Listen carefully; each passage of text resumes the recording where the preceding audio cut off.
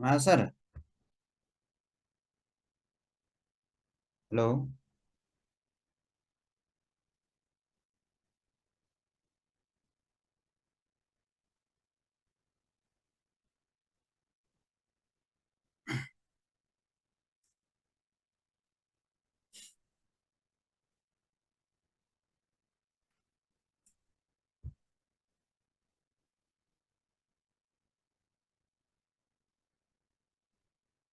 एकैछिन ल।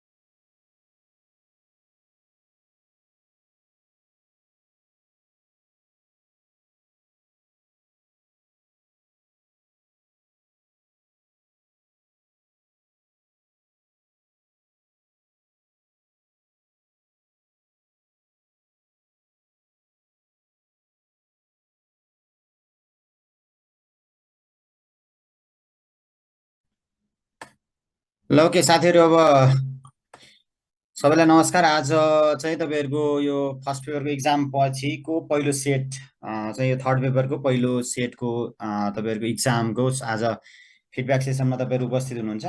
अब तपाईँहरूले जहाँसम्म लाग्छ अब क्वेसन चाहिँ सल्भ गर्नुभएको छ भने चाहिँ उपस्थिति भएर अथवा तपाईँको चाहिँ अनलाइनको थ्रुबाट पनि क्वेसनहरू पाएर त्यसलाई चाहिँ सरस्वती एकचोटि आफैले प्र्याक्टिस पनि गर्नुभयो होला, अथवा सरस्वती यसको एन्सर यसरी हुन्छ भनेर एउटा सामान्य माइन्ड सेटअप पनि गर्नुभयो होला। अब मैले चाहिँ सरस्वती म भावे एन्सर कसरी लेख्थेँ भन्ने कुराहरू सरस्वती सेयरिङ गर्छु। अब केही क्वेसनहरू चाहिँ यहाँ विगतमा सोधेका ओल्ड क्वेसन पनि छन्, एउटा दुईवटा क्वेसन र चाहिँ केही नयाँ क्वेसनहरू राखिएको छ। सरस्वती यसलाई म तपाईँहरूलाई यस्तो यसरी यसरी लेख्न पर्छ भन्ने कुराहरू गर्छु। अब यो पिडिएफ त अब तपाईँलाई उपलब्ध गराउन खासै गाह्रो कुरा भएन, पिडिएफ त पाइहाल्नुहुन्छ होइन। म सरलाई पठाइदिउँ ल, सरबाट त्यहाँबाट थ्रुबाट तपाईँलाई भाइबर ग्रुप अथवा वाट्सएप ग्रुपमा केहीमा राख्दाखेरि भइहाल्छ। यो पिडिएफको लागि खासै त्यस्तो समस्या भएन। पहिला सुन्नु चाहिँ पऱ्यो कुराहरू, पिडिएफ कै लागि लिएर पढ्दा पनि हुन्छ, खासै त्यस्तो हुँदा होइन। ल ओके, लैङ्गिक समानताको परिचय दिनुहोस् र नेपाल सरकारले लैङ्गिक समानताको लागि गरेका प्रयास र यसका उपलब्धिबारे चर्चा गर्नुहोस् भनेर क्वेसन छ होइन। लैङ्गिक समानता भने तपाईँहरूको त्यो एउटा असमानता न्यूनीकरण भन्ने छ, त्यसबाट चाहिँ तपाईँको त्यो च्याप्टरबाट सोधिएको क्वेसन होला। लैङ्गिक समानता कहिलेकाहीँ प्रादेशिक असमानता, कहिलेकाहीँ चाहिँ तपाईँको चाहिँ अन्य चाहिँ असमानताका प्रकृतिहरू, स्रोत साधनको वितरणमा रहेको असमानतादेखि हरेक कुराहरूबाट असमानता जोडेर सोध दिन सक्छ। त्यही आधारमा हामीले चाहिँ यो त्यो मध्येको एउटा असमानता भनेको लैङ्गिक असमानता हो भन्ने हिसाबले जानु पर्यो है त। ल ओके, यसरी जाउँ है त। लैङ्गिक समानताको परिचय भने लैङ्गिक समानता के हो त भनेर हेऱ्यो भने लैङ्गिक समानतालाई हामीले मैले पहिला सुरुमा कसरी राखेँ भने आर्थिक, राजनीतिक, सामाजिक, सांस्कृतिक लगायतका पक्षहरूको आधारमा महिला र पुरुष बीचमा कुनै विभेद अथवा असमानता विद्यमान नरहेको अवस्था लैङ्गिक समानता हो भनेर लेख्यो।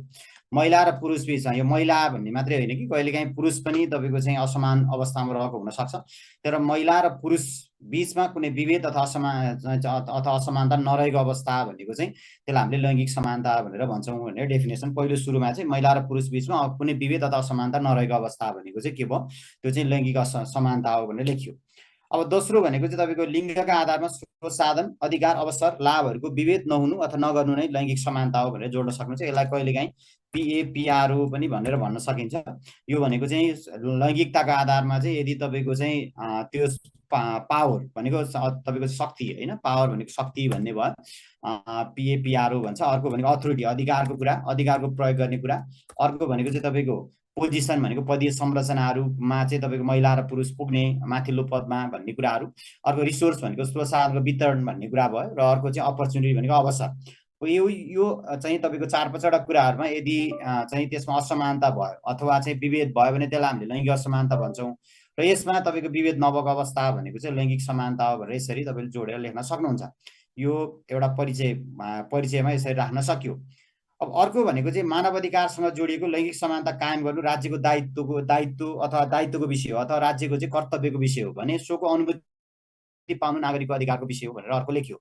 भने लैङ्गिक समानता चाहिँ तपाईँको कायम गर्नु भनेको राज्यको दायित्व अथवा राज्यको चाहिँ कर्तव्यको विषय भयो भने यसलाई चाहिँ लैङ्गिक समानता भएको चाहिँ विभेद भएको महसुस नगर्नु भनेको चाहिँ नागरिकको अधिकारको विषय हो भने यसरी तपाईँले इक्जाममा लेख्न सक्नुहुन्छ। यो अर्को पार्ट भयो। लैङ्गिक समानताले लैङ्गिक न्याय, लैङ्गिक सशक्तिकरण, लैङ्गिक विकास, लैङ्गिक पहिचान, लैङ्गिक संवेदनशील सोचाइ होइन यस्ता विकास जस्ता चाहिँ सोचाइको विकास जस्ता विषयको पक्षपोषण गर्दछ। लैङ्गिक समानता हुनु भनेको लैङ्गिक न्याय कायम हुनु अथवा लैङ्गिक सशक्तिकरण हुनु होइन, पछि परेका लैङ्गिक वर्गहरूको चाहिँ तपाईँ इम्पावरमेन्ट गरेर उनीहरूलाई मार्जिनलाइज ग्रुपलाई ल्याएर मेन स्ट्रिमिङ गर्नु हो। अर्को लैङ्गिक विकास भनेको चाहिँ महिला र पुरुष दुवैको समान विकास हुनु हो। अथवा लैङ्गिक पहिचान भनेको चाहिँ अब तपाईँको चाहिँ लैङ्गिक पहिचान सहितको नागरिकता कुरा होला अथवा अन्य कुराहरू होला त्यो लैङ्गिक पहिचान दिनु हो उल्टा। अथवा लैङ्गिक संवेदनशील सोचाइको विकास जस्ता विषयहरूको पक्षपोषण गर्छ लैङ्गिक समानताले भन्ने कुरा चाहिँ तपाईँले यसरी लेख्न सक्नुहुन्छ। अब अर्को भनेको मलाई सुनिरहनु भएको छ एकजना कसैले लेख्नु त यो च्याट बक्समा आएको त देखिएन यहाँ किन हो?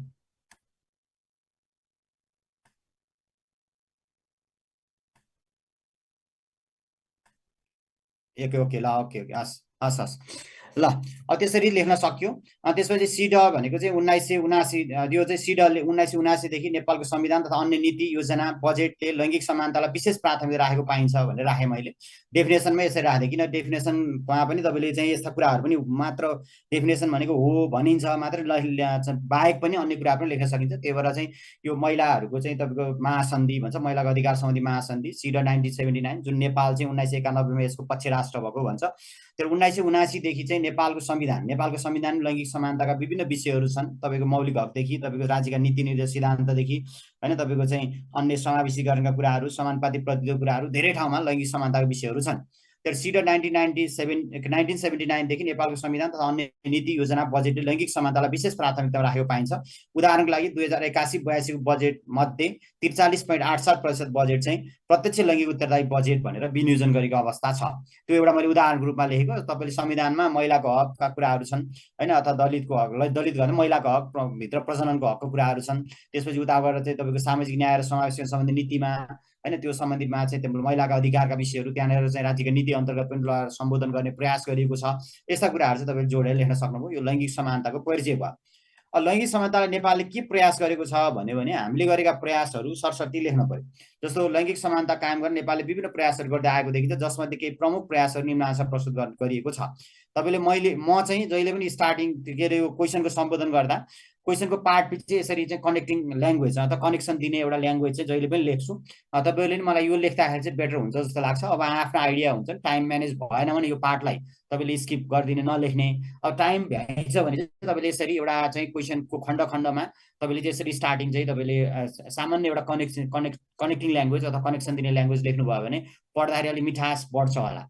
अब संवैधानिक तथा कानुनी व्यवस्था भनेर लेख्यो पहिलो हामीले गरिएका प्रयास भन्यो संवैधानिक तथा कानुनी प्रयास अथवा संवैधानिक कानुनी व्यवस्था भने नेपालको संविधानले संवैधानिक के अरे लैङ्गिक समानतालाई स्पष्ट रूपमा उल्लेख गरी नागरिकता सम्पत्ति रोजगारी जस्ता क्षेत्रमा महिलालाई समान अधिकारको सुनिश्चित गरेको छ। अन्य विविध कानुनले समेत निर्माण गरी कार्यान्वयन गरिएको छ। जस्तै निजामी सेवा ऐनको कुरा लेख्न सक्नुहुन्छ। आरक्षणको व्यवस्थाहरू छन् होइन त्यो आरक्षण अथवा अन्य सार्वजनिक सेवा सम्बन्धी ऐन कानुनहरू प्रदेश निजामी सेवा ऐन अथवा स्थानीय सेवा सम्बन्धी ऐन लगायतमा ती व्यवस्थाहरू छन् भनेर यसरी चाहिँ तपाईँले जोडेर लेख्न सक्नुहुन्छ होइन। यो भयो होइन फिमेल ओरिएन्टेड त अब हाम्रोमा फिमेल ओरिएन्टेड नै हुन्छ लेख्दाखेरि तर अलिअलि डेफिनेसनहरू लेख्दाखेरि चाहिँ मेलका कुराहरू पनि लेख्नु पर्यो। डेफिनेसन लेख्दाखेरि चाहिँ फिमेल मात्र हो भन्ने कुरा लेख्नु भएन होइन। तर हाम्रो नेपालमा त फिमेल ओरिएन्टेड नै हो नि त। अब पितृसत्तात्मक साझ्य होइन अथवा चाहिँ तपाईँको छोराको चाहना भएको राज्य हो यस्तोमा चाहिँ हामीले बढी महिलाकै कुराहरू लेख्छौँ होइन। यो कुराहरू भयो ल यसरी जानु पर्यो है त। अनि त्यसपछि अर्को चाहिँ संवैधानिक तथा कानुनी व्यवस्था भन्ने भयो। अनि राजनीतिक समावेशीकरण भन्ने कुरा पनि छ हाम्रोमा किन लैङ्गिक समानताले गरेको प्रयास चाहिँ हामीले राजनीतिक समावेशीकरण कुरा गरेका छौँ। जस्तो संसद लगायतका विभिन्न तहमा सरकारमा महिलाको प्रतिनिधित्व गर्न सिट आरक्षित गरिएको अवस्था पनि छ होइन। त्यो कुरालाई तपाईँले जोड्न सक्नुहुन्छ। त्यो त्यसै कारणले गर्दा सङ्घीय संसद अथवा तपाईँको प्रदेश सभा अथवा स्थानीय सभाहरूको सबैमा चाहिँ तपाईँको महिलाको चाहिँ तपाईँको सहभागिताहरू बढ्दै गएको अवस्था छ। ए ओके म नभएको ओके म फेरि सेयर गर्छु है त एकैछिन है त। स्क्रिन मुभ भएन भन्नुभयो ओके अब देखियो होला है। ओके ल अब पक्कै देखियो अघि एकछिन यहाँ के प्रब्लम आएको थियो कि त्यही भएर हो कि जस्तो लागेर ओके। त्यसपछि राजनीतिक समावेशीकरण भन्ने भयो होइन। त्यस्तो आरक्षणको कुरा जस्तो निजामती सेवा लगायतका विभिन्न सेवाहरू महिलाको लागि 33% आरक्षणको व्यवस्था गरिएको छ भनेको तपाईँले थाहा छँदैछ होइन। कुल सिटमध्ये 45% आरक्षण छुट्याएर के समानुपातिक समावेशीकरणको लागि छुट्याएर त्यो मध्ये अथवा आरक्षणको लागि छुट्याएर त्यो मध्ये 33% चाहिँ महिलाको लागि, त्यसपछि 27%, त्यसपछि 22% गरेर छुट्याएको अवस्था थाहा छँदैछ। त्यो मध्ये चाहिँ त्यो एउटा यो आरक्षण पनि चाहिँ नेपाल सरकारले लैङ्गिक समानताको लागि गरेको प्रयासको रूपमा हामीले लेख्न सकिन्छ भन्ने हो। अर्को लैङ्गिक मूल प्रयोगका कुराहरू छन्। नीति योजना कार्यक्रममा लैङ्गिक दृष्टिकोण एकीकृत गरी मूल प्रयोगन गरिएको अवस्था छ। नीति बनाउँदा, योजना बनाउँदा अथवा बजेट बनाउँदा यस्तो बेलामा चाहिँ तपाईँको लैङ्गिक दृष्टिकोणबाट हेर्ने, लैङ्गिक बहसहरू चलाउने होइन। अब जस्तो राष्ट्रिय योजना आयोगमा बजेट छलफल हुँदा अथवा प्रदेश योजना आयोगमा बजेट छलफल हुँदाखेरि त्यो अवस्थामा चाहिँ त्यो बजेट चाहिँ कति लैङ्गिक समानताको हिसाबले कतिको उपयुक्त छ भनेर नीतिगत विषयमा छलफल हुने गरेको अवस्था छ। त्यसलाई चाहिँ तपाईँ लैङ्गिक मूल प्रयोगका कुराहरू जोड्न सक्नुहुन्छ। नीति योजना बजेट कार्यक्रम लगायतमा चाहिँ लैङ्गिक मूल प्रयोगकरण गर्दै आइएको छ भनेर अर्को एउटा प्रयास यो भयो। अर्को आर्थिक सशक्तिकरणका कुराहरू छन्। विशेष गरी महिलाको लागि आर्थिक स्वतन्त्रता प्रदान गर्न लघु वित्त योजनाहरू, व्यावसायिक तालिमहरू, महिला विकासका कार्यक्रमहरू, यस्ता कुरा आर्थिक सशक्तिकरण गरेको हुन्छन्। इभन तपाईँको चाहिँ घर जग्गा रजिस्ट्रेसन गर्दाखेरि महिलाको नाममा घर जग्गा रजिस्ट्रेसन गरियो भने त्यो बेला चाहिँ तपाईँको घर जग्गा रजिस्ट्रेसन शुल्क चाहिँ केही % डिस्काउन्ट हुने कुराहरू लगायतका कुराहरू छन्। उद्योग दर्ता महिलाको नाममा उद्योग दर्ता गर्नु पर्यो भने त्यसमा चाहिँ तपाईँको सहुलियत दिने लगायतका व्यवस्थाहरू छन्। त्यो आर्थिक सशक्तिकरणको कुरा भयो। अर्को एन्टी डिस्क्रिमिनेसन नीति अवलम्बन गरिएको छ भन्ने कुरा बुझिहाल्नुहुन्छ। हामीले चाहिँ लैङ्गिक विभेद विरुद्धका नीतिहरू हामीले अवलम्बन गरेको अवस्था छ, यो चाहिँ जोड्न सक्नुहुन्छ। अर्को लैङ्गिक उत्तरदायी बजेट अथवा लैङ्गिक बजेट कोडको व्यवस्था गरिएको छ, त्यसलाई पनि जोड्न सक्नुहुन्छ। लैङ्गिक उत्तरदायी बजेट भनेर प्रत्यक्ष, अप्रत्यक्ष र तपाईँ तटस्थ भनेर 3टा क्याटेगोरीमा छुट्याउने गरिएको हुन्छ होइन। त्यसलाई पनि तपाईँले जोडेर लेख्न सक्नुहुन्छ। यस्ता चाहिँ हामीले नेपाल सरकारले लैङ्गिक समानताको लागि गरेका प्रयासहरू। तपाईँले अरू पनि धेरै कुराहरू छन्, अब एक्जाममा लेख्दै जाँदा आफूले लेख्न अरू पनि थप्न सक्नुभयो। अब यति गरेपछि के उपलब्धि भयो त भनेर हेऱ्यो भने अब हामीले यी प्रयास गरेका छौँ, यी प्रयासका बावजुद हाम्रा के उपलब्धि भयो भनेर हेर्दाखेरि उपलब्धि भनेपछि जनरली पोजिटिभ लेख्दा हुन्छ। केही केही अझै अन्तिमतिर एउटा दुईटा बुलेट यस्ता भयो हुँदा पनि उपलब्धि चाहिँ तपाईँको सन्तोषजनक भने नरहेको अवस्था छ भनेर लेख्न सक्यो। तर उपलब्धि नै सोध्या भएर पोजिटिभ नै धेरै कुराहरू लेख्नुपर्छ। अब लैङ्गिक समानताका लागि भएको उल्लेखित प्रयास भनेको माथि अब तपाईँले क ख गरेर लेख्नु भएको छ भने प्रकरण खमा अथवा प्रकरण कमा भनेर लेख्न नै सक्नुहुन्छ।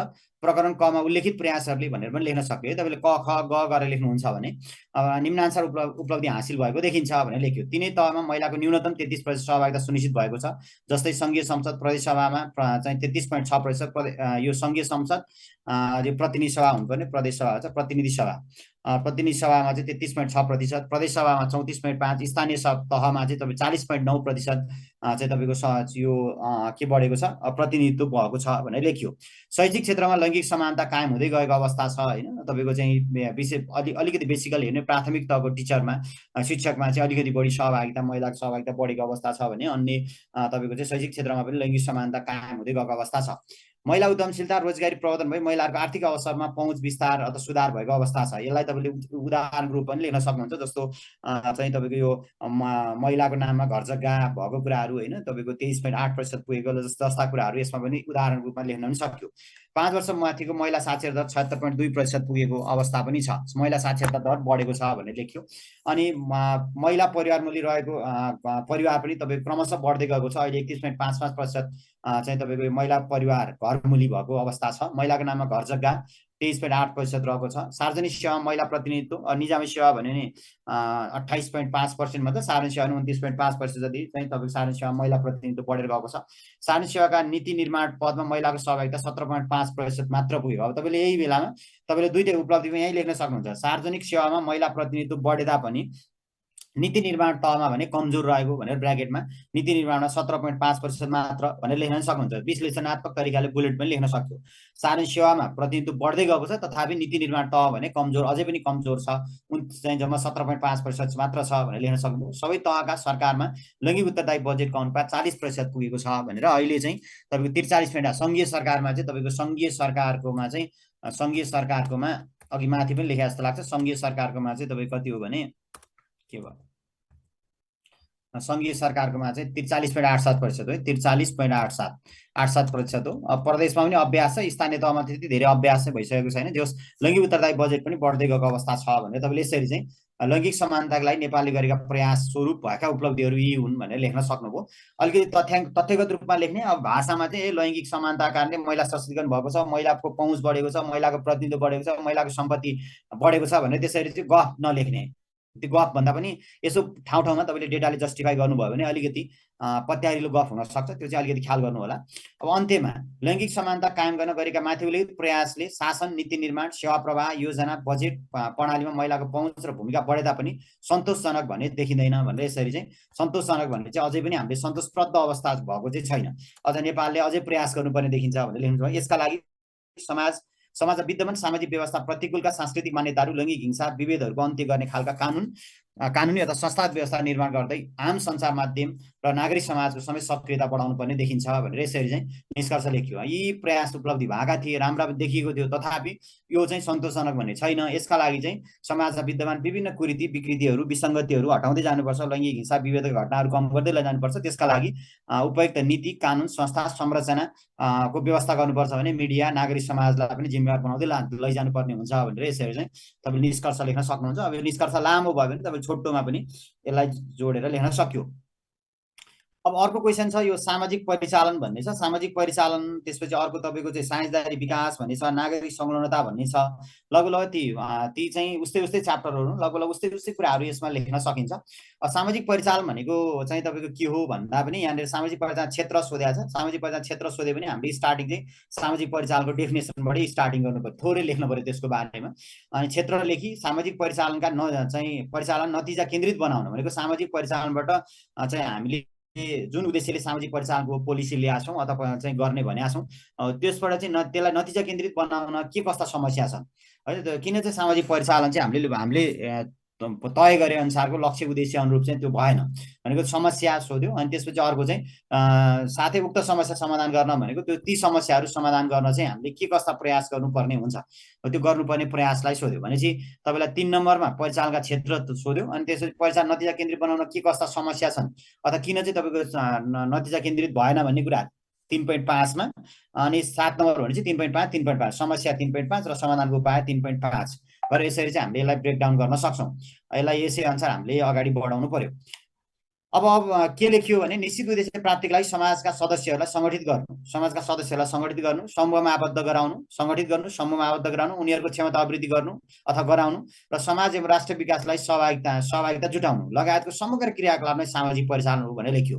भनेपछि समाजमा रहेका सदस्यहरूलाई, समाजका सदस्यलाई तिनीहरूलाई सङ्गठित गर्ने अथवा एक आपसमा के भन्छ एउटा कुनै लक्ष्य उद्देश्य प्राप्ति गर्न गोलबद्ध गराउने, उनीहरूको क्षमता वृद्धि गर्ने र उनीहरूलाई चाहिँ तपाईँको समाज अथवा राष्ट्र विकासमा उनीहरूलाई समाहित गर्ने, यो क्रियाकलाप अथवा यस्तो कार्यलाई हामीले सामाजिक परिचालन भनेर भन्छौँ। सङ्गठित गर्नु, एक आपसमा आबद्ध गराउनु अथवा एउटा सङ्गठित गर्नु र समूह आबद्ध गराउनु, उनीहरूको क्षमता विकास गर्नु र तिनीहरूलाई चाहिँ समाज अथवा राष्ट्रको विकासमा उनीहरूलाई चाहिँ तपाईँको समाहित गराउनु। यो समाहित गराउने कार्य भनेको चाहिँ सामाजिक परिचालन हो। यो बहु क्षेत्रसँग सम्बन्धित विषय हो।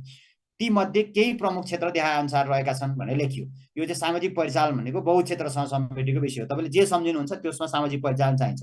जस्तो राजनीति नै चाहिन्छ, तपाईँको राजनीतिलाई सुधार गर्नु पर्यो भने सामाजिक परिचालन, आर्थिक सुधार गर्नु पर्यो सामाजिक परिचालन, सामाजिक सुधार गर्नु पर्यो सामाजिक परिचालन, पर्यावरण विकास गर्नु पर्यो सामाजिक परिचालन, जे सम्झिनुहोस् त्यो सबैमा सामाजिक परिचालनको चाहिँ तपाईँको अपरिहार्यता हुन्छ। किन समाजको सदस्यलाई हामीले जति मोबिलाइज गर्न सक्यो त्यही अनुसार रिजल्ट आउँथ्यो। समाजका सदस्यले एक्सेप्ट गरेनन् भने समाज सापेक्ष विकास भएन भने त तपाईँको त्यो त समाजले स्वीकार गर्दै गरेन भने त्यो विकास नै हुँदैन, त्यो विकास त विनाश पो हुन्छ। त्यही भएर चाहिँ त्यो सामाजिक परिचालन भनेको चाहिँ एउटा कुनै स्पेसिफिक क्षेत्र भन्दा पनि यो बहु क्षेत्रसँग अथवा बहुआयामिक क्षेत्रलाई समेट्ने एउटा क्षेत्र हो भनेर लेख्न सक्यो। त्यहाँ त्यसपछि अब तीमध्ये केही कुराहरू देखाए अनुसार छन् भनेर लेख्यो। नीति निर्माण, एउटा नीतिको छनौट, निर्माण, कार्यान्वयन, अर्थपूर्ण सक्रियताका साथ सहभागिता जनाउने एउटा यो क्षेत्र हुने हो। नीति निर्माणको क्षेत्र सामाजिक परिचालनको क्षेत्र भयो। समाज सापेक्ष पोलिसी, समाज सापेक्ष योजना अथवा बजेटहरू, कार्यविधिहरू, मापदण्डहरू त्यो बनाउनलाई चाहिँ त्यो सामाजिक परिचालन पनि त्यही अनुसारको गर्नुपर्ने हुन्छ भनेर एउटा पोलिसी फर्मुलेसनको पनि ठाउँले लेखियो। अर्को शासन व्यवस्था, शासन व्यवस्थालाई पारदर्शी, जवाबदेही, जनमुखी बनाउने, समानुपातिक प्रतिनिधित्व प्रणाली अवलम्बन गर्ने जस्ता कुराहरूमा नि सामाजिक परिचालन चाहिँ तपाईँको गर्नुपर्ने हुन्छ। त्यो शासनलाई पारदर्शी बनाउनलाई जति हामीले समाजलाई चाहिँ परिचालन गर्न सक्यौँ उसले त्यति नै त्यो चाहिँ शासन उसले चुन्दाखेरि त्यो अनुसारको चाहिँ समाजको हित अनुकूलको शासकलाई उसले चाहिँ तपाईँको छनौट गर्छ। त्यसको आधारमा शासन व्यवस्थामा पनि सामाजिक पहिचान गर्न सक्यो। प्राकृतिक स्रोत साधनको संरक्षण उपयोग गर्ने क्षेत्रमा जल जङ्गल जडीबुटी कुराहरू होइन, तपाईँको यहाँभित्र उदाहरण पनि लेख्न सक्नुहुन्छ। जस्तै तपाईँको सामुदायिक वन होइन, सामुदायिक के भन्छ, सामुदायिक वन व्यवस्थापनका कुरा, सामुदायिक वन व्यवस्थापन होइन, व्यवस्थापन समिति भनेर लेख्न सक्नुहुन्छ। जस्तै भनेर उदाहरण पनि लेख्दा पनि भयो। प्राकृतिक स्रोतको संरक्षण उपयोग गर्ने कुरामा पनि भयो। सार्वजनिक सेवा प्रवाहको आवश्यकता पहिचानदेखि सेवाको वितरण कार्यमा पनि तपाईँको सामाजिक परिचालन गर्नुपर्ने हुन्छ। जस्तै कतिपय सेवाहरू तपाईँको जस्तै उदाहरणको रूपमा जस्तै खानेपानीका कुराहरू, खानेपानी अथवा तपाईँको फोहोर मैला व्यवस्थापनका कुराहरू, फोहोर मैला व्यवस्थापन होइन, फोहोर मैला व्यवस्थापन यस्ता कुराहरू, यसो उदाहरणको रूपमा फोहोर मैला व्यवस्थापन यस्ता कुराहरू चाहिँ हामीले त्यहाँ गर्दै लगेका छौँ भनेर जोड्नु। फोहोर मैला व्यवस्थापन यो पनि सार्वजनिक सेवा प्रवाहकै एउटा पार्ट हो। यहाँनिर पनि तपाईँको चाहिँ के गरिएको छ भन्दा सामाजिक परिचालनको चाहिँ आवश्यकता हुन्छ। जस्तो खानेपानी उपभोक्ता समिति भन्छ होइन, त्यसको माध्यमबाट सार्वजनिक सेवा डेलिभरी भयो। विकास योजना उपभोक्ता समितिबाट काम कारबाही हुन्छ, लाभग्राही समूहबाट काम कारबाही हुन्छ। त्यो पनि एउटा सामाजिक परिचालनको एउटा क्षेत्र हो। विकासको योजना, आयोजना, कार्यक्रम छनौट, लाभको वितरण, त्यसको अनुगमन, मूल्याङ्कन जस्ता कुराहरू चाहिँ एउटा सामाजिक परिचालनको अर्को क्षेत्र हुन सक्यो। अर्को औद्योगिक उत्पादन र व्यापार व्यवसाय पनि हुन्छ। गुणस्तरीय वस्तु सेवाको उत्पादन बजारीकरण गर्ने कुरा होइन, उपभोक्ताको हकितको संरक्षण गर्न त्यो अनुसार वकालत गर्ने कुरा, यो कुरामा पनि हुन्छ। तर औद्योगिक उत्पादन र व्यापार व्यवसायमा पनि तपाईँको चाहिँ यो क्षेत्रमा पनि सामाजिक परिचालनको आवश्यकता पर्छ भनेर यो क्षेत्र लेखियो।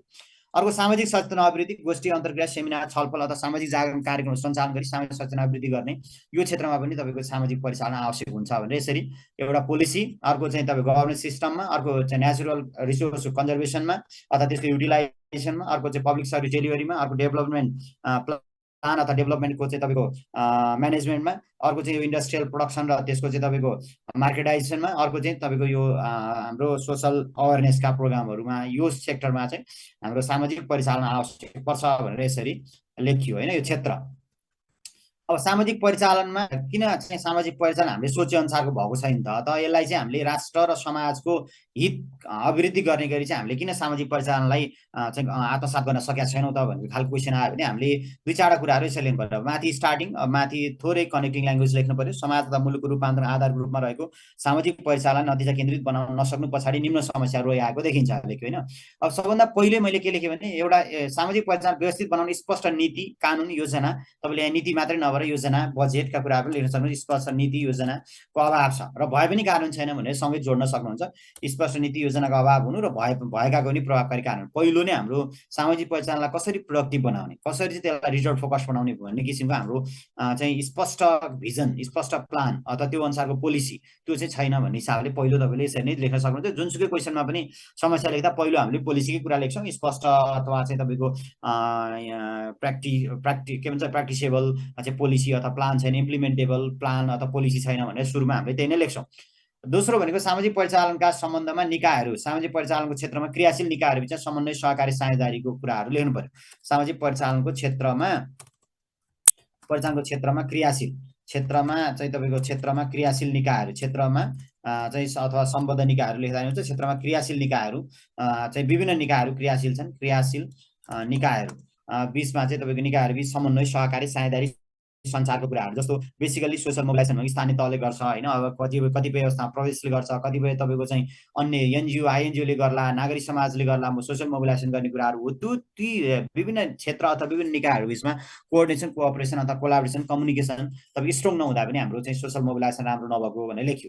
अर्को सामाजिक परिचालन कार्यक्रमहरू सहर केन्द्रित छन्। सामाजिक परिचालनका कार्यक्रमहरूलाई त हामीले ग्रामीण गाउँ तहसम्म, भूइँ तहका नागरिकसम्म पुर्याउनु पर्नेमा त्यो चाहिँ सहर केन्द्रित छ, त्यो कारणले नै यो प्रोडक्टिभ भएको छैन। अर्को चाहिँ यसलाई सामाजिक परिचालनलाई चाहिँ तपाईँको अन्तर्राष्ट्रिय गरिसकेका सङ्घ संस्थाहरूले यसलाई चाहिँ एउटा व्यवसायको रूपमा लिएका छन् होइन। एउटा चाहिँ व्यवसाय गर्ने, डलर ल्याउने, डलर खेती गर्ने व्यवसायको रूपमा चाहिँ लिएका छन्। तपाईँले यहाँ डलरे खेती भनेर उदाहरणको रूपमा जस्तै डलरे खेतीको रूपमा चिनिने गरेको भनेर लेख्न सक्नुहुन्छ। सामाजिक परिचालन कार्य इलाइटहरूको फाइदा चाहिँ लिनु अथवा इलाइट क्याप्चर छ सामाजिक परिचालन कार्यक्रमहरूमा। समय परिस्थिति अनुसार सामाजिक परिचालन, सामाजिक अभियन्ताको क्षमता अभिवृद्धिका कुराहरू छन् होइन, तपाईँको त्यो पनि गर्न सकेका छैन। डिमान्ड बेस्ड भन्दा नि सप्लाई बेस्ड कार्यक्रमहरू यसमा हाबी भएको छन्। स्थानीय आवश्यकता, सिप, साधन, स्रोत, स्रोत पुँजी प्रविधि त्यो ख्याल गरेर गर्नुपर्ने ठाउँमा त्योलाई चाहिँ हामीले ख्याल गरेको छैन। सामाजिक परिचालन कार्य स्वस्फूर्त बनाउन सकिएको छैन। अनियमितता र भ्रष्टाचार छ सामाजिक चाहिँ तपाईँको यो कार्यक्रमहरूमा, सामाजिक परिचालन कार्यक्रममा। अर्को नवीन औजारहरूको प्रयोग, जस्तै सामाजिक परिचालनको एउटा गर्ने औजार भनेको चाहिँ के हुनसक्छ भने तपाईँको चाहिँ सार्वजनिक सुनवाई अथवा सामाजिक परीक्षण, सार्वजनिक लेखा परीक्षण होइन, यस्ता विभिन्न सहभागितामूलक अनुगमन मूल्याङ्कनका कुराहरू होइन। 361 डिग्री चाहिँ तपाईँको अनुगमन मूल्याङ्कन भन्छौँ हामी हो, त्यो पनि एउटा सामाजिक परिचालनको एउटा चाहिँ माध्यम हुनसक्छ। किन तपाईँको कर्मचारीको चाहिँ मूल्याङ्कन गर्नको लागि अथवा तपाईँको एउटा कुनै सङ्गठनको मूल्याङ्कन गर्नको लागि त्यो बेला चाहिँ तपाईँको सामाजिक परिचालनलाई हामीले गर्न सक्यौँ। सोसल पिपलहरूलाई भनौँ, समाजका सदस्यहरूलाई तपाईँको त्यहाँ इङ्गेज गराउन सक्यो भने त्यसको चाहिँ तपाईँको अनुगमन मूल्याङ्कनको रिपोर्ट पनि तपाईँको रिजल्ट पनि राम्रै आउँछ। त्यो हिसाबले हामीले चाहिँ नवीन औजारहरूको प्रयोग गर्न सकेका छैन। सार्वजनिक सुनवाई, सामाजिक परीक्षण, सार्वजनिक लेखा परीक्षण, यस्ता विभिन्न टुल्सहरू छन्, त्यो टुल्सहरूको हामीले प्रयोग गर्न नसकेको अवस्था छ भनेर यसरी चाहिँ लेख्नु पर्यो। अब समाधान के भनेर भन्नु पर्यो भने माथिको कुरा हो, समन्वय चाहिँ माथिको कुरा, स्पष्ट नीति बनाउने, समन्वय सहकारी बढाउने, ग्रामीण स्तरसम्म विस्तार गर्ने, त्यही त छ। लाइट क्याप्चरहरू हटाउने होइन, यस्तो कुराहरू फाइदा लिनुलाई त्यसलाई हटाउने लेख्नु पर्यो। त्यसो क्षमता अभिवृद्धिका कार्यक्रमहरू चयन गर्ने, सप्लाई बेस्ड भन्दा डिमान्ड बेस्ड कार्यक्रमहरू बनाउने, यस्तै कुराहरू माथिकै कुराहरूलाई उल्टाउने हो। अब खासै यसमा त्यति धेरै सुधार्नुपर्छ जस्तो लाग्दैन। अन्तमा चाहिँ तपाईँको उपरोक्त उपायहरूलाई अंगीकार गरी अगाडि बढ्न सकेमा सहभागितामूलक शासन पद्धतिको विकास हुन जाने र विकासमा नागरिकको संलग्नता बढी सुशासनयुक्त शासन व्यवस्था कायम गर्न सहयोग पुग्ने अपेक्षा गर्न सकिन्छ भनेर यसरी चाहिँ राख्यो। किन सामाजिक परिचालन भयो भने त्यसका माध्यमबाट सहभागितामूलक शासन पद्धति बढ्छ, पार्टिसिपेसन हुन्छ। पार्टिसिपेसन बढ्ने बित्तिकै तपाईँको सुशासन एउटा पिल्लर भनेको सहभागिता हो। सहभागितामूलक शासन व्यवस्था ले चाहिँ तपाईँ सार्थक रूप लिँदै जाँदा त्यसले चाहिँ सुशासन पनि बलियो बनाउँछ, राज्यलाई अथवा शासनलाई सुशासनमा कन्भर्ट गर्न सहयोग पुर्याउँछ भनेर यसरी चाहिँ मैले निष्कर्ष लेखेँ। तपाईँले आफ्नो तरिकाले निष्कर्ष लेख्न सक्नुभयो। अब अर्को यो शरणार्थीको परिचय दिई शरणार्थी हुने अवस्था परिचय र शरणार्थी हुने अवस्था लेखी शरणार्थी र आप्रवासी बिचमा भिन्नता लेख्नुहोस् र साथै नेपालमा शरणार्थीको अवस्थामाथि चर्चा गर्नुहोस् भनेर राखिएको छ। यो अवस्था मात्रै राख्नु पनि, भिन्नता पनि क्वेसनमा राखिएको छ। ओके, अब यसमा चाहिँ तपाईँको के लेख्नु पर्यो भने यसमा 2-3टा कुराहरू तपाईँले जोड्न पर्यो। अब यहाँ के छ भने तपाईँको चाहिँ पहिला शरणार्थीको परिचय होइन, शरणार्थी हुने अवस्था। मैले यहाँ शरणार्थी र आप्रवासी बिचको भिन्नता लेखेर हिँड्छु, म भिन्नता पनि भन्छु है। यहाँ क्वेसन चाहिँ अलिक बढी भएछ, परिचय 2 नम्बरको, 3 नम्बरको अवस्था, यो भिन्नता पनि अलिकति नम्बर हुनु पर्यो, अलिकति बढी भएछ। ओके, शरणार्थीको मैले यहाँ चाहिँ क्वेसन माथि भिन्नता लेखिनँ, म भिन्नता भन्छु है तपाईँलाई यहाँ क्वेसनमै भएको भएर। ओके, अब शरणार्थी भने के हो भने शरणार्थी भने आन्तर्युद्ध, द्वन्द्व अथवा प्राकृतिक विपत्ति विभिन्न कारणले हुनसक्छ। आन्तर्युद्ध भएको देशभित्र आन्तरिक युद्ध, गृहयुद्ध भएको कारणले अथवा आन्तरिक द्वन्द्व भएको कारणले अथवा कुनै प्राकृतिक विपत्ति लगायतको कारणले आफ्नो नागरिकता भएको देशमा, जुन देशको नागरिक हो त्यो देशमा बस्न नसके अर्को देशमा शरण खोज्दै जाने मानिसहरू शरणार्थी हुन् भनेर लेख्यो होइन। शरणार्थी हुनलाई फेरि रिकगनाइज भएको हुनुपर्छ, त्यो पनि कुराहरू लेख्नु पर्यो। शरणार्थीहरू हुन् देशमा रहेको राजनीतिक द्वन्द्व, सशस्त्र युद्ध अथवा गृहयुद्धका कारण बसोबास गर्न कठिनाइ परेको कारणले, सुरक्षा खतरामा पर्ने अथवा आर्थिक सामाजिक जोखिमका कारण मानिसहरू आफ्नो देश अथवा अर्को देशमा शरण लिनुपर्ने अवस्था शरणार्थी हो भनेर लेख्यो। शरणार्थीको हैसियत सम्बन्धी महासन्धि 1951 भन्ने छ। शरणार्थीको हैसियत सम्बन्धी महासन्धि 1951 महिला अफिसर दिने बेला सोधेको पनि यही थियो। शरणार्थीको अन्तर्राष्ट्रिय परिभाषा लेख्दै भनेर सोधेको थियो। यसले चाहिँ के भन्छ भने का अनुसार यसले शरणार्थी भने के भन्यो, जाति, धर्म, राष्ट्रिय तथा कुनै खास समूहको सामाजिक सदस्यता वा राजनीतिक मतका कारण हुन सक्ने दमनको वास्तविक भएका कारण, त्यो कारणले हुन सक्ने दमनको वास्तविक भएका कारण त्यसै मुलुकको संरक्षणमा प्राप्त अथवा कारण त्यसै मुलुकको संरक्षण प्राप्त गर्न असमर्थ अथवा संरक्षणमा बस्न अनिच्छुक व्यक्ति वा समूहलाई शरणार्थी भनिन्छ भने जाति, धर्म, राष्ट्रियता, यो 3टा कुरा भने जाति, धर्म, राष्ट्रियता एउटा के अरे त्यो 3टा कुरा भयो। अनि कुनै खास समूहको सामाजिक सदस्यता अथवा राजनीतिक मतका कारण भने कुनै एउटा खास समूहको सामाजिक सदस्य भएको कारणले अथवा राजनीतिक मतका कारण भने कुनै राजनीतिक विचार बोकेको कारणले चाहिँ त्यो कारणले हुन सक्ने दमन, त्यो कारणले हुन सक्ने दमनको भयबाट चाहिँ भएको कारण त्यसै मुलुकको संरक्षण प्राप्त गर्न असमर्थ भएको भनेको जुन मुलुकमा बसेको थियो त्यो मुलुकको संरक्षण प्राप्त गर्न असमर्थ अथवा संरक्षणमा बस्न अनिच्छुक व्यक्ति अथवा समूहलाई चाहिँ शरणार्थी भनिन्छ भनेर यसरी चाहिँ तपाईँको शरणार्थीको हैसियत सम्बन्धी महासन्धि 1951 को डेफिनेसन भयो। तपाईँले यो डेफिनेसन घोक्नै पर्यो होइन। यो चाहिँ तपाईँको यो convention relating to status refugee 1951 यतिको डेफिनेसन हो। इङ्ग्लिसमा खोजेर इङ्ग्लिसमा डेफिनेसन घोके पनि हुन्छ यसलाई। अब संसारमा करिब 7 करोड मानिसहरू झन्डै विश्वको 1% शरणार्थीहरू रहेका छन् भने नेपालमा भुटानी, तिब्बतियन, पछिल्लो समय रोहिङ्ग्या शरणार्थी पनि भन्छ। यो चाहिँ शरणार्थी भएको अवस्था छ भनेर लेख्न पर्यो होइन। अब डेफिनेसन चाहिँ क्वेसनको मार्क्स अनुसार लेख्ने हो। 2 नम्बर सोध्यो भने 4 वटा, म चाहिँ डबल लेख्नु भन्छु। डेफिनेसन फेरि डबल पनि नभनेर कहिलेकाहीँ चाहिँ 2टा मात्र डेफिनेसन लेख्दा नि पुग्छ, किनकि तपाईँ डेफिनेसन लामो बनाएर लेख्नु भने 2टाले नि पुग्छ, नत्र जनरली छोटो छोटो डेफिनेसन लेख्नु भएको छ भने डबल मार्क्सको ठ्याक्कै डबल कि जति मार्क्स सोधेको छ त्यो डबलमा लेख्नु पर्यो। डेफिनेसन भने फेरि मात्र हो मात्र लेख्नुपर्छ भन्ने होइन। तपाईँले चाहिँ शरणार्थी सम्बन्धी भएका विश्वव्यापी अभ्यासहरू पनि त्यसमा लेख्न सक्नुहुन्छ होइन। नेपालका केही चाहिँ शरणार्थी सम्बन्धी भएका व्यवस्थाहरू पनि लेख्न सक्नुहुन्छ, त्यो पनि डेफिनेसनभित्रै पर्छ। फेरि डेफिनेसन भनेको मात्र हो अथवा भनिन्छ मात्रै होइन। शरणार्थी हुने अवस्था के हो भने शरणार्थी हुने अवस्था चाहिँ तपाईँको 2-3टा कुराहरू छन्। शरणार्थी हुने अवस्था भिन्नता पनि राखेर चाहिँ शरणार्थी हुने अवस्था आफ्नो मुलुक छोडी अर्को मुलुकमा प्रवेश गर्ने बाध्यात्मक अवस्था। शरणार्थी हुने अवस्था चाहिँ आफ्नो मुलुक छोडी अर्को मुलुकमा प्रवेश गर्ने बाध्यात्मक अवस्था हो। एउटा चाहिँ शरणार्थी हुनलाई आफ्नो मुलुक छोडेर अर्को मुलुकमा प्रवेश गर्ने बाध्यात्मक अवस्था आएको हुनु पर्यो। अर्को आफ्नो देशमा फर्कन अथवा संरक्षण प्राप्त गर्न नसक्ने स्थिति हुनु पर्यो। देश छोडेको छ त्यो देशमा फर्कन अथवा संरक्षण प्राप्त गर्न नसक्ने स्थिति हुनु पर्यो। अर्को जाति धर्म राष्ट्रियता राजनीतिक विचार सामाजिक समूह आदिको कारण दमन हुन सक्ने भएको अवस्था हुनु पर्यो। भनेको जाति धर्म राष्ट्रियता अघि त्यो युएन चाहिँ तपाईँको उसले कन्भेन्सनले भनेको पनि त्यही हो होइन। 1951 कन्भेन्सनले भनेको जाति धर्म राष्ट्रियता राजनीतिक विचार अथवा राजनीतिक मत अथवा सामाजिक समूह आदिको कारण दमन हुन सक्ने चाहिँ भएको अवस्था पनि हुनु पर्यो। अर्को बाह्य आक्रमण कब्जा र सार्वजनिक व्यवस्थामा गम्भीर रूपमा खलबलीको अवस्था हुनु पर्यो। बाह्य आक्रमण कब्जा अथवा सार्वजनिक व्यवस्था गम्भीर रूपमा खलबलीको अवस्था हुनु पर्यो। राष्ट्रियता विहीनताको अवस्था हुनु पर्यो। कुनै पनि देशको राष्ट्रियता नभएको अवस्था हुनु पर्यो। नयाँ राष्ट्रियता प्राप्त नगरेको, एउटा देशको राष्ट्रियता विहीनता भएको र नयाँ देशको राष्ट्रियता चाहिँ तपाईँको प्राप्त नगरेको अवस्था पनि हुनु पर्यो भनेर यसरी तपाईँले लेख्न सक्नुहुन्छ। यो भयो होइन। अब शरणार्थी र आप्रवासी बिचमा फरक के हो भनेर हेऱ्यो भने यो 2टा बिचमा फरक चाहिँ विभिन्न प्रकारका दमनका कारण जीवन असुरक्षित भई मुलुक छोड्न बाध्य भएको व्यक्तिलाई शरणार्थी भनिन्छ। विभिन्न प्रकारले चाहिँ तपाईँको दमनका कारण जीवन असुरक्षित भई मुलुक छोड्न बाध्य भएको व्यक्तिलाई शरणार्थी भनिन्छ भने यतापट्टि चाहिँ आर्थिक तथा अन्य लाभका लागि स्वेच्छाले मुलुक छोड्ने व्यक्तिलाई आप्रवासी भनिन्छ। स्वेच्छाले चाहिँ मुलुक छोड्ने व्यक्तिलाई चाहिँ हामीले आप्रवासी भन्छौँ। जस्तो हाम्रो नेपाल आप्रवासी कामदार भन्छ नि होइन। आप्रवासी कामदार भनेको नेपालका अहिले 59,69,000 चाहिँ तपाईँको वैदेशिक रोजगारमा गएको अहिलेसम्म भन्छ, अथवा चाहिँ जनगणनाले चाहिँ 21 लाखभन्दा बढी चाहिँ तपाईँको वैदेशिक रोजगारमा गएको भन्छ होइन। अथवा चाहिँ हाम्रो अहिले दैनिक 2000 भन्दा बढी चाहिँ आप्रवासी कामदारहरू बाहिरिएका छन् भन्छ।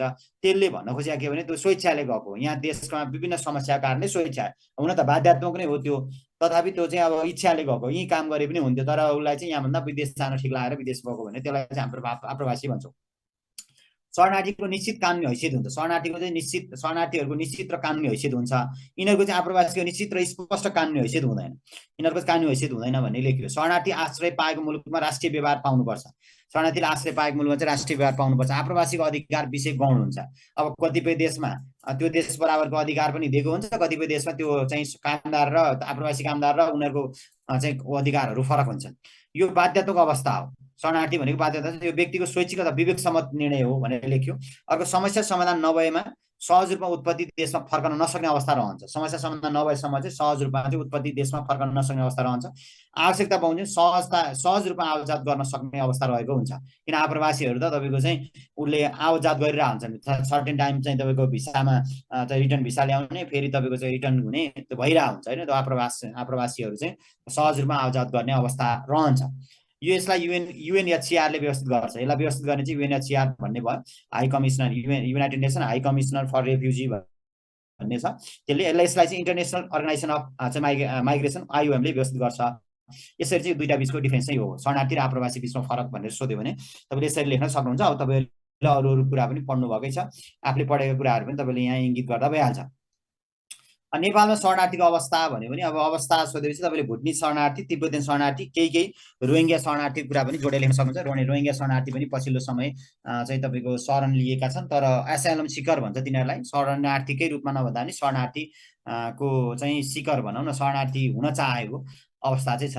त्यसलाई पनि तपाईँ जोडेर लेख्न सक्नुहुन्छ। म्यानमारका चाहिँ रोहिङ्ग्या समुदायहरू नेपालमा प्रवेश गरेर चाहिँ शरणार्थीको रूपमा उनीहरूले चाहिँ हुन चाहेको अवस्था चाहिँ छ, त्यसलाई पनि जोड्न सक्नुहुन्छ। भुटनी तिब्बतीयन र रोहिङ्ग्या शरणार्थी कुरा अब इलिगल रूपमा त अफगानिस्तानका पनि आएर बसेको अवस्था छ, अन्य देशका अफ्रिकन मुलुकहरू पनि आएको अवस्था छ, त्यो चाहिँ इलिगल रूपमा छन् भन्ने हिसाबले लेख्न सक्नुहुन्छ। सन् 1990 विश्वव्यापी रूपमा निरङ्कुशता विरुद्ध प्रजातन्त्र मानवाधिकारको पक्षमा उठेको भुटानी जनताको आवाज दमन नेपाली भाषीलाई जातीय सांस्कृतिक भेदभाव र दमन भएसँगै भुटनिजहरू नेपालमा शरण लिन आएका थिए। युएनएचसिआरको सहयोगमा विभिन्न 5 स्थानमा क्याम्प खडा गरी व्यवस्थापन गर्दै आएकोमा तेस्रो देश पुनर्वास पश्चात बाँकी रहेका शरणार्थीहरूलाई झापाको बेलडाँगी र शनिश्चरीमा व्यवस्थापन गरिएको भनेर लेख्न सक्नुहुन्छ। तपाईँले आफूले यसलाई बिस्तारै आफ्नो तरिकाले बुझेर लेख्न पनि सक्यो। सुरुमा 5वटा स्थानमा क्याम्प खडा गरेर गरिएकोमा अहिले पछिल्लो समय चाहिँ तेस्रो देश पुनर्वास भनेको नर्वे, क्यानाडा, अमेरिका लगायतका देशहरूमा पुनर्वास पश्चात बाँकी रहेका भुटनिजहरूलाई चाहिँ झापाको बेलडाँगी र शनिश्चरीमा चाहिँ व्यवस्थापन गरिएको छ भने यसरी जोडेर लेख्न सक्नुभयो।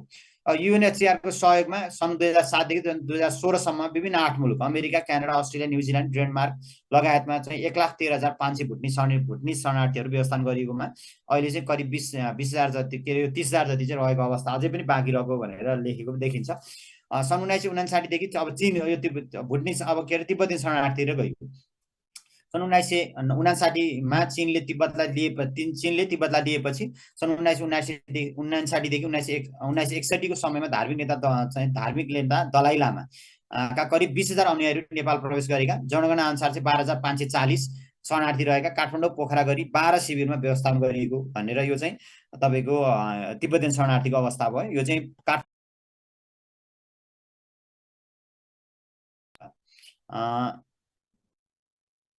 यो अर्को भयो होइन, यसरी चाहिँ व्यवस्थापन गर्दै आएको छ भनेर लेखियो। अर्को युएनएचसिआरको रेकर्ड अनुसार चाहिँ तपाईँको नेपालमा हाल भुटानी, तिब्बतीयन अन्य मुलुक गरी 20,000 जति शरणार्थीहरू रहेका छन् भने युएनएचसिआरको रेकर्डमा चाहिँ यस्तो देखिन्छ। यो पनि जोडेर लेख्न सक्नुहुन्छ। अब अर्को त्यो रोहिङ्गा शरणार्थीको पनि सङ्ख्या लेख्दा हुन्छ है तपाईँले। रोहिङ्गा शरणार्थी पनि लगभग करिब 700 देखि 800 जति तपाईँको चाहिँ रोहिङ्गा शरणार्थीहरू चाहिँ नेपालमा चाहिँ प्रवेश गरेर तपाईँको चाहिँ के गरेको भन्दा उनीहरूले चाहिँ एसाइलमेन सिकर ग्रुपमा शरणार्थीको रूपमा हुन चाहेको अवस्था चाहिँ छ भनेर लेख्न सक्नुहुन्छ। अब युएनएचसिआरले गृह मन्त्रालयको कुरा भयो। गृह मन्त्रालय, अन्य प्रमुख मन्त्रालय, प्रदेश र स्थानीय तहहरू, समुदायमा आधारित संस्थाहरू, विकास साझेदारहरू, दाताहरू, निजी क्षेत्र, गैर सरकारी संस्थाहरू यिनीहरूसँग साझेदारीमा चाहिँ शरणार्थी व्यवस्थापन सम्बन्धी कार्यहरू गर्दै आएको छ।